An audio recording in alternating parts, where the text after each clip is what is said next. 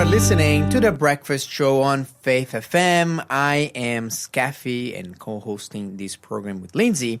And we have the amazing producer Shell sitting at the desk, commanding the desk here and selecting all of the songs that you have been listening. By the way, if you do have a song that you would like to request from our playlist, please do send it to producer Shell and she will look if she can find it and play it for you. 0491 064 669. Nothing makes me happier than getting a song request in. That's right. Song requests here. Please do send them. And we are now going to ask producer Shell to give us a new quiz question so we can kickstart the 8th hour of the day. Now I'm just feeling like my dog. You pat him behind the ears. He's like, "Oh, that's my favorite thing in the whole world." Yeah. You pull out the lead to go walking. Oh, that's my favorite thing in the whole world. Oh, my dog gets crazy when you pull up the lead. Yeah, that's right. You throw his ball. Oh, this is my favorite thing in the whole world. Yeah. So I'm debating whether or not giving the quiz questions is my favorite thing in the whole world, or doing music requests. Things. So they're all so much great things. If you want to make producer Shell wag her tail, metaphorically speaking, you know what to do. Answer this quiz. That's right. How many men were killed following the golden calf apostasy? How many? You were after a number. The number. Producer Shell wants the number. How many men were killed following the golden calf apostasy? Like straight away. Not all men that were killed after that. Should I know this number after the golden calf apostasy? Yes. The golden calf. Okay. Well, we know that. Okay, no more guesses from you, Lindsay. I got up to. Okay. To 3 Interesting guess. All right. Text in on 0491 064 669 is our text line. We're after how many men were killed after the golden calf apostasy. Text us in. Play along. Okay. She didn't say if I was right. She didn't say if I was wrong. She just said interesting. So I'm keen to see why that's the case. Oh, mate. Yeah, but that's an interesting one. Thanks for that, producer Shell. It looks like you're preparing. You have something. Maybe you're right. Yes, behind the scenes there. We are going to be talking about how to get your citizenship in heaven. Oh, okay. Yes. Different countries have different ways of granting citizenship. In the United States, for example, if you were born there, you're automatically a citizen. You're in. So there's a lot of people who are not U.S. citizens. I have a couple of friends of mine that were in that situation. Their moms flew to the United States when they were like 8 months pregnant. They had their child in the United States, and lo and behold, they had an American citizen as a child. That's a loophole right there. It's not quite the loophole, but yeah, it is. It's a loophole for the next generation. Yeah. Yeah. In Australia, for example, in other countries, like you're not automatically a citizen just because you were born in the country.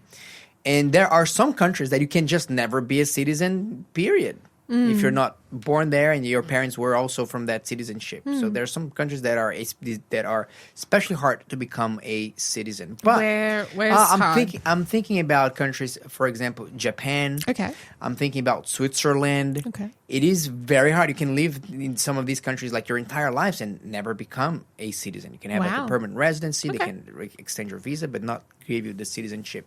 So some countries are tough as nails for you to get that citizenship. It's good for them. And yes, maybe not. Depends on the case. That being said, the citizenship in heaven, that's the one that I'm most interested in. Okay. Because there is one author that used to say this. Christianity is its own country. Oh. So like Christianity is a country. Where, okay. It's a borderless country. A borderless country. Okay. But it's a country because there's a constitution, the Bible. There's a king or a ruler, Jesus. We are ambassadors of that country. Jesus says you're not of this world. You are from above. So actually there is even a Christianity flag. Did you know that? Christianity has an actual flag, like a country flag? Yeah. I did not know that. That is a thing. There is a Christianity flag, which is, a lot of people might think that this is a flag belonging to a certain country, but it's not. It's the Christianity flag. Wow. It has a cross on it and everything. Very And today we're going to be exploring that idea of being citizenship, exploring citizenship in heaven. Alrighty. Is it okay? Can we read out a few comments that have come through Let's first read the before we comments get first into before it? we dive deep into it. Otherwise, it will be so far gone. So we've got Saidu saying, thanks, guys, for the interview. So our previous interview about sleep. I'm someone who struggles with sleeping at night. So that has come at a great time for her, that interview. And Suzanne says exercise is good earlier in the day. Same for sleep. Yeah. And- Oh, yeah. Okay. Oh, absolutely, Suzanne. That's a great tip. We didn't have the time to cover, but that is one of the 13 tips to sleeping better, to do exercise. Yeah. I actually did something this year. Actually, not this year. Since last year, the end of last year, I had decided to run an experiment on myself. Okay. Because doing the radio show, we have to wake up really early. We Usually I do, wake up so about before early. 4 o'clock in the Yep. morning. And then we have to prepare materials. And, when you were here, we are really in the moment, in the zone. And that drains your brain battery. Pretty zapped after a this. lot. So, but like Professor Shell, by the time that I would get back home, I'll try to get like this mid-morning nap, like power nap, like, about 10 o'clock in the morning, Yeah. maybe 11 o'clock. But I decided to run an experiment, and instead of taking that nap, I am actually going to go for a physical exercise instead. And how does that So I'll go for a swim or for a run or for a cycle, for a jog, something like that. What happens is that it takes that edge of sleep off, and it gives me energy to push through the rest of the day. And by the Okay. time that I go to sleep, I'm feeling more tired, and I Okay. have a better quality of sleep. So deeper sleep. I have a smartwatch, one of them that measures the quality of your sleep. Yep. And I have been getting consistently higher sleep quality, meaning like I'm Really? moving less in the bed and so on. Okay. Since I started to, as Suzanne mentioned, incorporate that exercise in the morning in place of place of the a regular nap. So do you find after you've come off radio, you go home, you do a bit of exercise, for the rest of the day, are you feeling more energized? Or Yeah, I feel more you're energized. not too tired still? That is a bit of a paradox, isn't it? Because you're spending energy doing the exercise, but when it bounces back, it actually makes you more full of energy for the rest of the day. There you go. So go figure, but that's what I have experienced. Oh, awesome. Yeah. And exercising earlier in the day would make sense too, because if you want to have a good sleep, you don't want to be hyped up from No. exercising right before bedtime. So you want to start winding down. That's right. So thanks for that comment, Suzanne. And we also have a comment that came through from a much earlier discussion when we were talking about AI. And I made the comment that there's been studies that show if you have a lower IQ to begin with and you're using AI a lot, they've done brain scans that show that your IQ can go even lower. Your brain is degenerating. And we have a comment that has come through saying, wow, way to get depressed. I have a low intelligence. So using AI, I'm making myself more and more less intelligent. Terrific. Now, I just wanted to reply to that. And I want to give you a sense of hope. You don't have to make yourself more and more less intelligent. You don't have to feel bad about that. And I would also push back on the idea that maybe you're of low intelligence as well. There are different 100% types push of back that intelligence. idea. Yes, that's Intelligence is measured in different ways, and you might be a high intelligence for practical things and maybe a lower intelligence for more intellectual study type things, and higher intelligence for emotional things, or various different levels of intelligence. And I just want to. And the most important of all types of intelligence is your spiritual intelligence. Your spiritual intelligence, yes, your connection with God. So I just wanted to let you know, if you found that a depressing comment that I made earlier, I want to just let you know it doesn't have to be depressing, and you can focus on the areas of intelligence that God has given you, and you can strengthen and grow in those areas. And using AI can be a bit of a crutch, and it can take away from your ability to grow in your intelligence. So I want to encourage you to use your brain to ask God to give you wisdom. The Bible says, ask God for wisdom and he will give it to you liberally and without reproach. And so it's always good to go to God before you go to tools like AI or Google searching or asking other people for help, ask God first, and He will strengthen your intelligence and your ability to gain intelligence. That's right. Study the Bible. I think that there's no better book to strengthen that intelligence than reading the Bible. But you're right. It's like intelligence is such an interesting thing. I think that nowadays we identify like 80 different types of intelligence. Wow. There you go. 80 different types of human intelligence. And this is important because it's kind of like evaluating a penguin for its flight intelligence. It would score a 0 because penguins can't fly.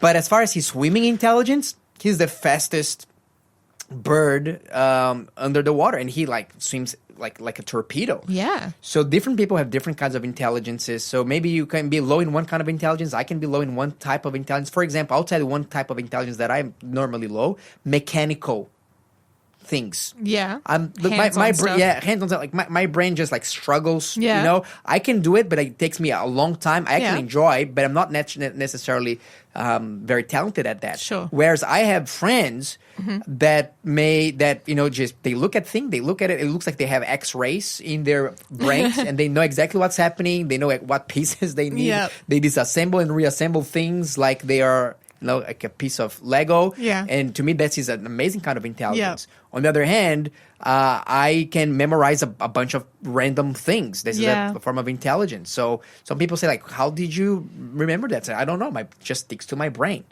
So there's different kinds of intelligence there. Yeah. And I think it's important for us to recognize, learn which ones are our gifts so we can use them for the glory of God, and also be grateful for those who have different talents than us so we can partner up with them in God's mission. And most importantly, if there is some kind of intelligence that you want to get, well, you can pray to God and you can work on that, because even though we might not be naturally gifted at certain thing, we can always improve our skills in any area.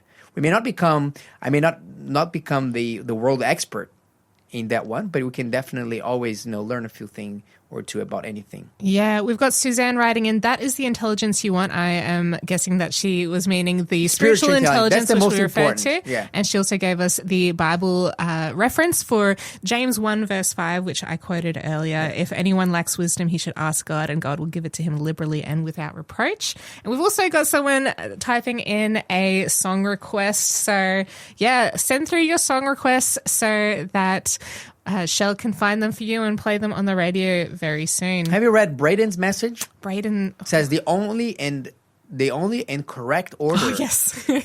He's talking about Marmite and Vegemite. Say, look, it's number 1, New Zealand Marmite, number 2, Vegemite, and then Promite. What a hot take. Let us know if you agree with his ranking of Marmites, Vegemites, and Promites here. Or Janelle if you have said a different that Promite percent. is her favorite. Promite? Yes. Yep. Okay. So I haven't tried Promite.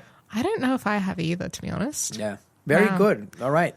There you go. Well, I think it's time to get back into our encounter with God. Okay, let's get back into our encounter with God. We are reading in the book of Philippians. We are reading chapter 3, and let's read verse 20. We're going to talk about the citizenship in heaven. Chapter 3, verse 20, did you say? Yeah. Yes. For our citizenship is in heaven, from which we also eagerly wait for the Saviour, the Lord Jesus Christ, who will transform our lowly body, that it may be conformed to his glorious body, according to the working by which he is able even to subdue all things to himself. Okay.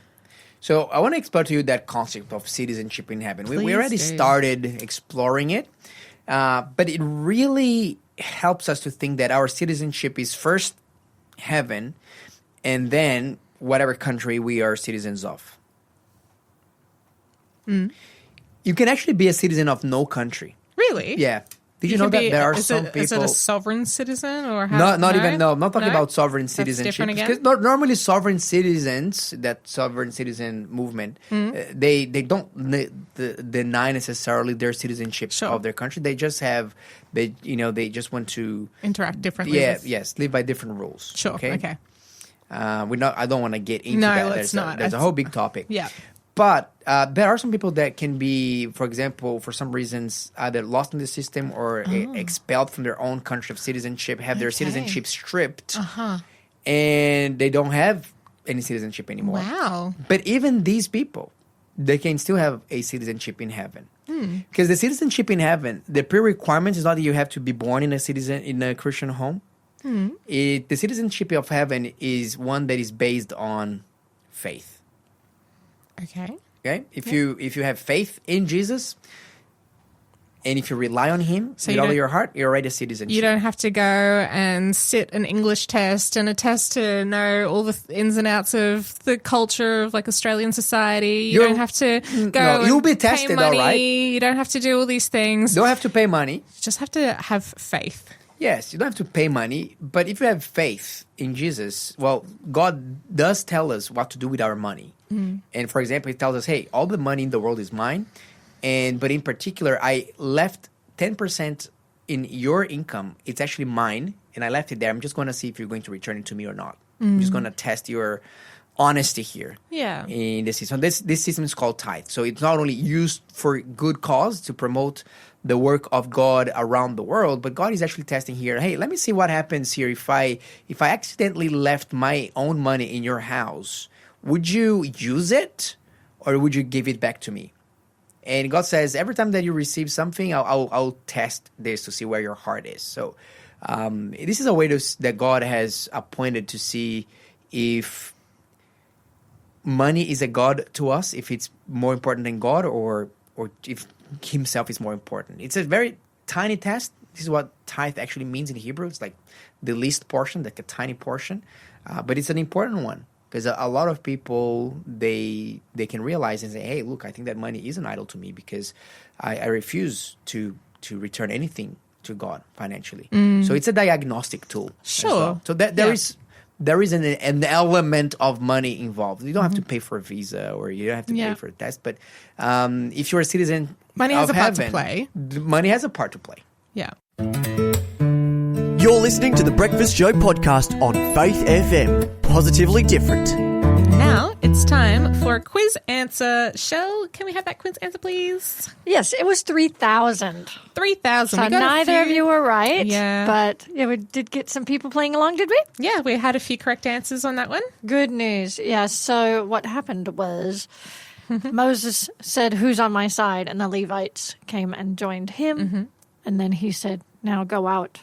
Put your sword on your side and go out and pretty much wipe out your brothers and your neighbors, is what it says. Wow. Okay. So 3,000 men were killed. Okay, very good. Do you know what put a stop to the killing? Because surely there was I more. guess they all died. No, I don't know. I'm not sure, but it just says, it doesn't say why they stopped. It just said, but I think it's verse 28. And the sons of Levi did according to the word of Moses, and that day about 3,000 men of the people fell. Wow. Yeah, so Okay. Wow. Okay. he said, for each of them of you to kill his brother and his companion and his neighbor. Wow. Yeah. And I think this is there's definitely a big point here that we can make. Jesus says this. There was an episode, Yeah. and Jesus was teaching. He was sitting at a home. There was a curious multitude round about him. And the Pharisees were actually, the religious leaders were quite upset that Jesus was teaching new things and he was becoming more and more popular. So they instigated the family of Jesus, his mom, his older brethren, some of his sisters. And they sent a message to Jesus in the middle of his teaching saying, hey, Master, your mother is and your brothers are calling you to go out. They want to talk to you. They wanted Jesus to stop teaching, or they wanted to inquire of him and say, hey, what are you doing? Who do you think you are? And Jesus looked around and he says, who is my brother and my mother and my sisters? And he says, I'll tell you. The one who does my Father's will is my mom, my brother, my sister. Yeah. Jesus would further on, he would go and he would say, if anyone loves mother or father or spouse or children more than they love me, they cannot be my disciples. Yeah. To be disciples of Jesus means that our first and foremost relationship and allegiance is with Jesus. That is the requirement to be a follower of Jesus. Yeah, absolutely. I believe that once you are a follower of Jesus, who is the source of love, his love incarnated, impersonated, then you can be the best father, the best mother, the best son, the best sister's brother to one. You can actually properly love your spouse. I don't believe that you can properly love your spouse if you're not connected to the source of love yourself. 100%. Yeah. Which is God. I remember thinking this when I attended a wedding of some people that I'm related to who aren't Christians when I was a teenager. And I remember asking my parents, like, how can they even be getting married? How can they even really understand what love is or claim to be able to love each other if they don't have the love of God in their hearts? Yeah, I mean, surely God reveals himself in many ways, in multiple forms. This is my 14-year-old self asking this question. But at the same time, it is a very good question because they will be missing out. They will be. They will be missing out big time. Why am I saying this? Because in that story, and you have to understand this, in ancient Middle Eastern culture, one of the big allegiances is to your family, to your tribe. It's a very complex way, but basically one of the worst forms of offense, and even to this day, to a lot of cultures, a lot of people from the Middle East, is for you to go against your family or your brother. Actually, even if your family is involved in some kind of controversy, even if you think they are wrong, you have to stay by them because of your faithfulness to them. And then you go and talk to them and you argue. Okay. That's how it works. In private, at home. Yeah. But that's part of the culture of a lot of countries. Like, no, look, your allegiance is to your family first. And sometimes that allegiance to family first can be misguided. And you are with your family, you're supporting them, so you're showing that loyalty. But sometimes that loyalty is applied to a cause that is not just. Yeah. What God is saying to them, saying these people, that even though they are related to you by blood, these people are actually raising up their fists against God and challenging God in his face. And if God decides that he's not going to do anything in that case, he was going to not only look weak, but people realize, hey, there's no consequences. We can blaspheme God as much as we want, and we are going to be safe in our soul. And God needed to give them a lesson that for all ages we would know that, hey, it is actually not safe for you to raise your fist and go against your very creator, the lover of your soul. So he's saying to the Levites, who is actually going to go against your own flesh and blood, against your own relatives, or your own countrymen, but because they have made themselves, in reality, sons of Satan. This is what Jesus says to, a lot of the Jews came to Jesus and said, we are sons of Abraham. You said, no. You're sons of the devil. The devil is your father. Why? Because you are fostering and harboring evil and murderous thoughts in your heart, just like the devil, because the devil is the father of lies and the father of murder. Yeah.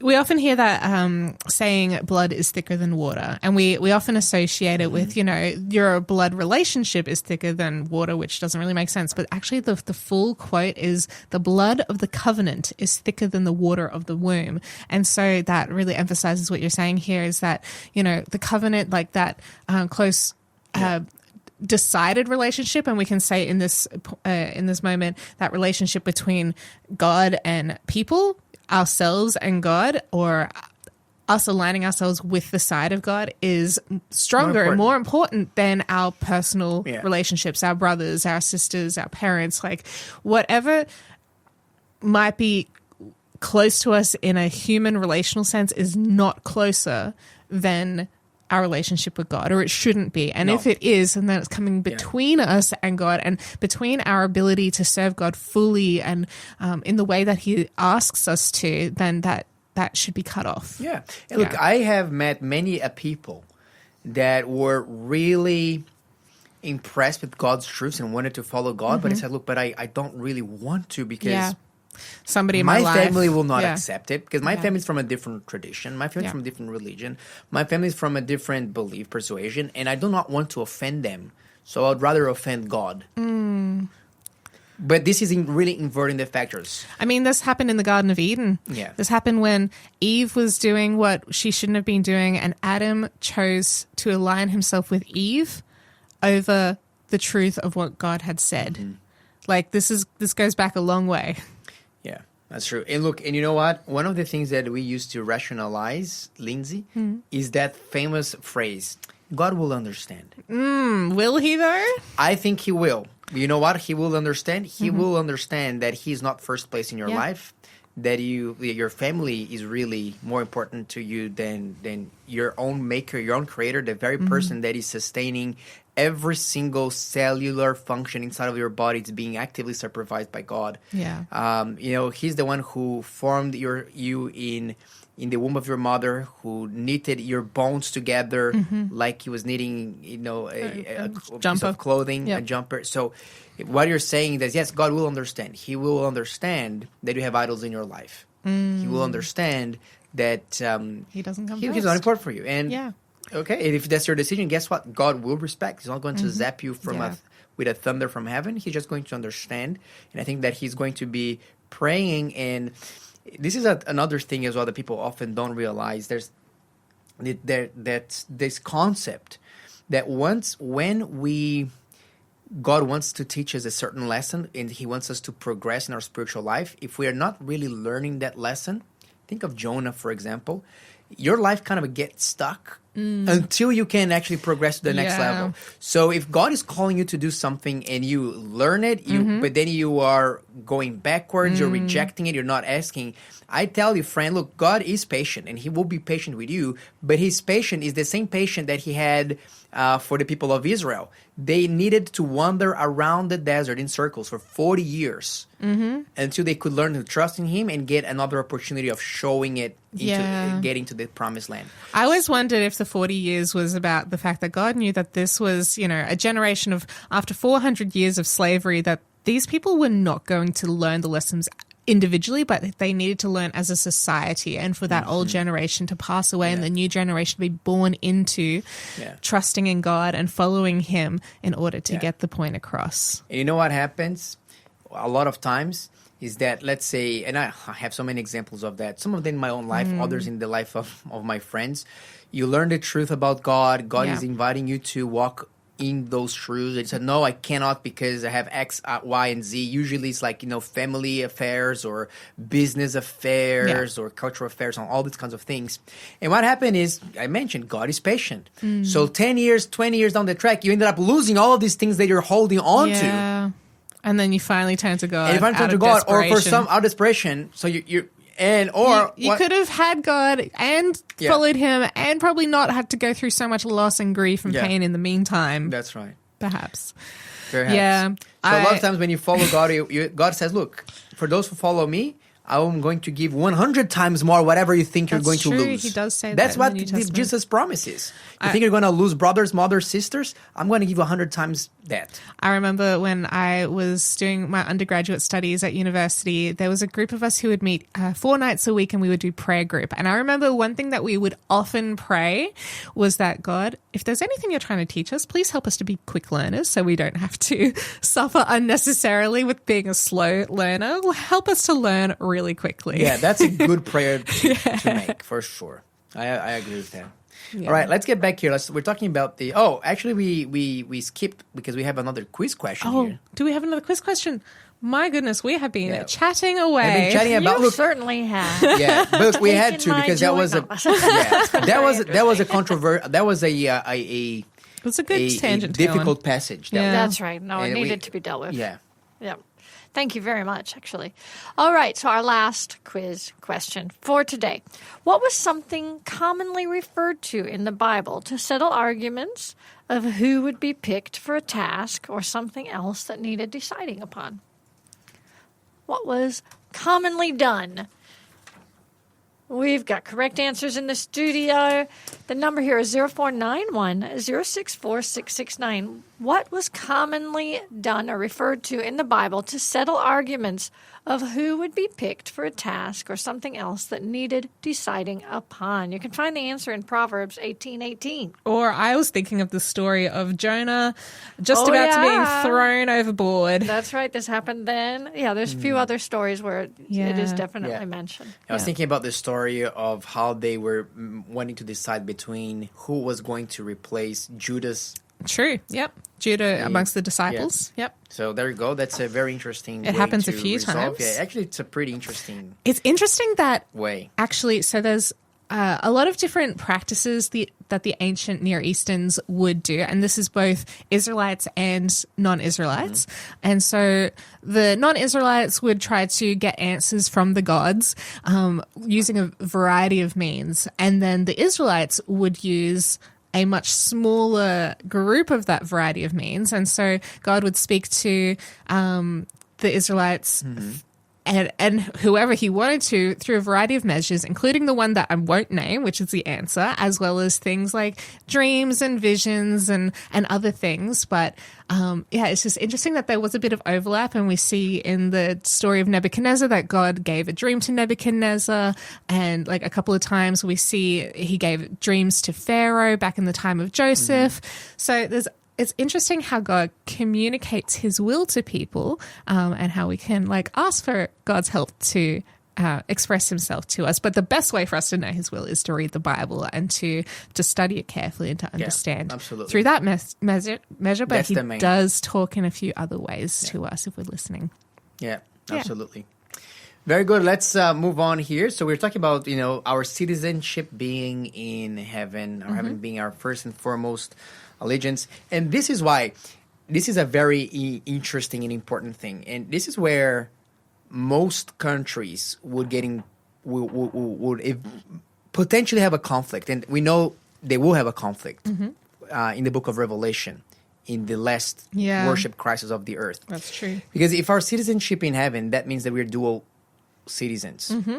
And for example, when I was sitting down for the exam for my Australian citizenship, it says here, whenever a religious law clashes with the laws of Australia, the laws of Australia will prevail. Okay. And I am absolutely fine with that. Okay. But at the same time, what if the laws of Australia are contradicting the laws of heaven? The Bible, yeah. For whatever reason. Yeah. Right? What For are you gonna example, do? I'll give one example. The Bible says here, on the seventh day, you shall keep it holy and you shall do no work. Yeah. What if I am forced to work On that Sabbath. day? Yeah. On the Sabbath day. I have to choose between honoring. And the Bible does say very, very clearly for us to respect the rulers of our country and respect the laws, in as much as they are not getting into conflict. With God's laws. I'll give you another example. In the United States, in the 19th century, there was a law that says that if you see a fugitive slave, you have to return that fugitive slave back to their master. Okay. You have to capture and get it back. Back in the days of slavery. The Bible says the exact opposite. If you find a fugitive slave, you do not Have to. bring him back. Yeah. Keep him safe. Yeah. Yeah. Your master. So sometimes you have to choose between the laws of the country and the laws of heaven. Yeah. And in the Christian regard, the laws of heaven are more important. And they need to take precedence. I'll give another example of that. There is a law in the story of, so I'm bringing this one out back to the Bible. Babylon. There is a decree coming from the king of Babylon, King Nebuchadnezzar, that everybody needed to worship a certain idol, certain statue. And everyone except for 3 young men, Shadrach, Meshach, and Abednego, decided to do that. Because it says, look, king, if you want to kill us, you kill us. If you want to throw us in the furnace of fire, you do. But as for us, we cannot do this against our God. And they chose the laws of heaven over the laws of the country. So I understand why countries do have that, because there are some really crazy religions out there that say a lot of very crazy things about, having parallel systems of judgment, for example, which the Bible does not condone.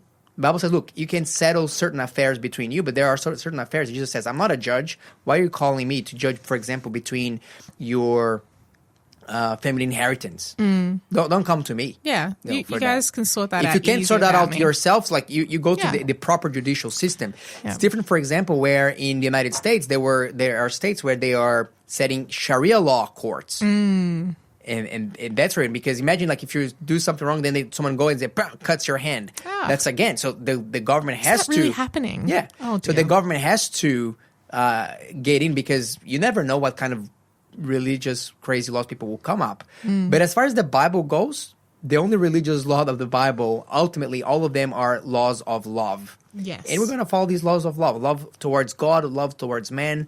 And because we are citizens of heaven first, we always have to obey God first and then man. You're listening to the Breakfast Show podcast on Faith FM. Positively different. And now I just want to read out a little message that has come through from Di. How about the story of Onesimus? So we were just talking about slaves and whether or not they were required to be sent back to their masters if they were a runaway slave, and the Bible basically says no, they don't have to. But this question, what about the story of Onesimus? And that's a really fascinating story, because the background of this story is Philemon. The book of Philemon is a letter written by Paul to a slave owner, and his slave Onesimus was a kind of a useless slave if you look at the name and the meaning of it, and he had run away from his slave master. And somehow along the way he became a Christian. He came into contact with Paul. Paul is like, oh, this is such a good and useful servant and friend to me. Yeah, Onesimus actually means useful It in Greek. Oh, okay. That's his name. Yes, but at the beginning of the letter, Paul is basically making allusions to he was actually useless to you, but now he is useful. He's making a play with the word, play on with words the to name. it. Yeah, so he was useless to you, but how he's become really useful for me, like his name suggests he would be. He is really living up to who he really can be, but I want to send him back to you, not because I'm forced to, and not because he is being forced to, but because I want to basically encourage you to remember that, you know, you're a Christian, and I've had a great part to play in your life of coming to salvation, and I want you to have that same sort of attitude towards Onesimus as a brother in Christ, not just a slave, not a runaway, not a bad guy. Yeah, what do you have to say about absolutely. that? Look, I think that this is a great point that you're making, Lindsay. Paul is definitely not forcing Onesimus to do anything. So the law says, not to return them, whereas the law in the United States was return them by force. Onesimus was converted while he met Paul, when Paul was in prison. And so he was a new person. He was a transformed person. And what Paul is trying to accomplish here is reconciliation. He said, look, you left.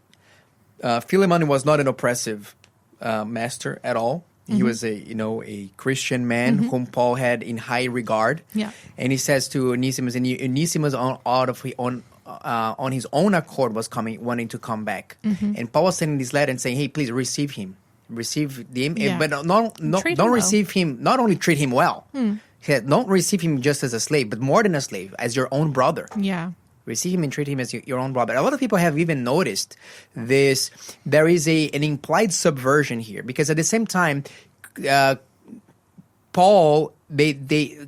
Jesus was not here to subvert the laws of men, but to allow men to live according to the laws of heaven, even in the systems that men have created. Jesus didn't come to say, hey, slavery is wrong, but at the same time, if you're treating everyone as brothers and sisters, how can you own them? You can't. It's an implication of that. But at the same time, the Christians were not there to subvert what is the society and cause revolution, but rather live according to the laws of heaven. So when Onesimus is going back, you kind of have to ask your question, well, if Philemon is actually going to treat Onesimus as his brother, would he enslave his brother? Would he own him? So it's the ball gets back to Onesimus here and to Philemon. It was very interesting to see what Philemon would do, but what Paul was promoting is reconciling, and he also wrote, like, whatever you're working for, if you're working for a master, if you're a slave, you know what, work to them as if you're working for Jesus. That's how you represent the kingdom of God.